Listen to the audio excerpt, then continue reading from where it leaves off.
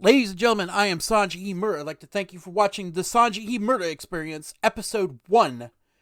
Today we're going to mop up some information that we may or may not covered in the Day of Dragons DMCA W2 Report Live. So, with that said, let's get underway. Now, what you're seeing on your screen right here is my theory on how J.O. hardcode bans somebody in his game Day of Dragons. So, with that said, before we continue on breaking this down and why it's bullshit, I'd like to thank Sargon of Akkad, of all people, for making this little video possible. Because if it weren't for him winning against Aquila, obviously, then this little video may not be possible. So, with that said, let's get the analysis underway. So, basically, what we have here is the player controller, get player controller commands, and we have a return value on it. But this little return value is divisive. It splits two ways. First, it goes into unique net ID, because it works on Steam's Steam ID 64, and Steam ID 64 is a unique number. And then we have to convert it to string, which we did here. But here's where things get a little bit interesting. I've seen a couple of theories that you have to use loops within loops, and what have you. No. I prescribe to the theorem of Occam's razor. Don't make things too complicated. So, we input the string into this contains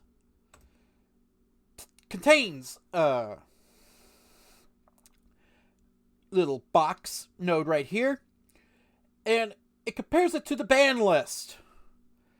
As you can see over here, there's 7 elements to this array, one for each member of the Steam community that was happened to be banned by J.O. Now here's where things get a bit interesting, my friends. We execute the game. We execute this branch. If the condition of this branch rings true, then we force the player to quit the game. That simple.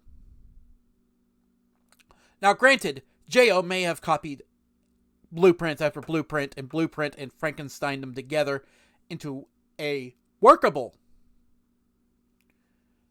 ban system that's worth maybe 20 cents. But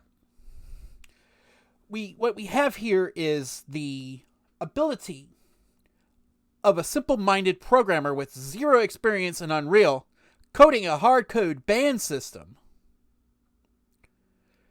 that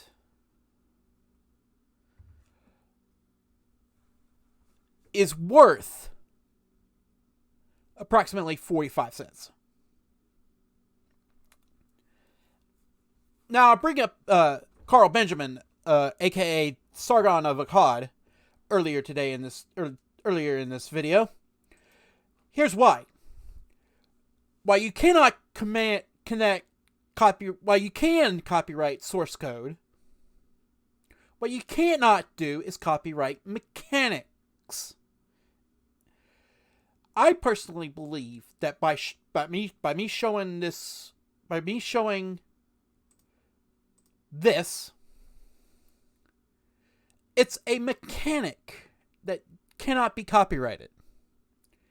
So, with that said, let's go over Sargon of Akkad's victory lap over Aquila Hughes. Background.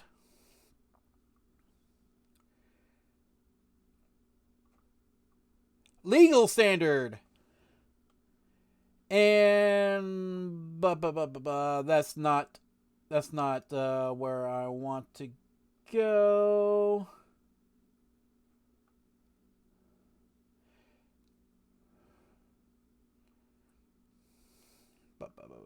Anyway, you can see the document. I'll link the document in the description down below.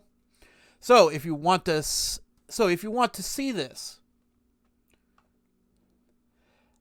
Here we go. It is self-evident that a statement cannot be a misrepresentation for purposes of 517 U.S. Code 512F if it is factually accurate.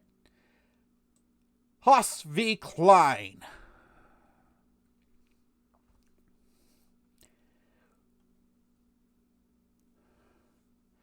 So, for the foregoing reasons, it is hereby ordered that Benjamin's motion to dismiss is granted.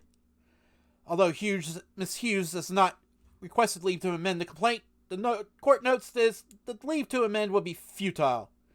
Therefore, it is dismissed with prejudice. Now, if Mr. J.O. wants to have a whack at me, be my guest. But know this, Mr. J.O., I have the law on my side. I have fair use on my side. And, as you can see plainly by the simplicity of the code, I developed it within 12 hours. So, with that said, I am Sanji Himura. Thank you for watching the Sanji Himura Experience. And I'll see you on the next video.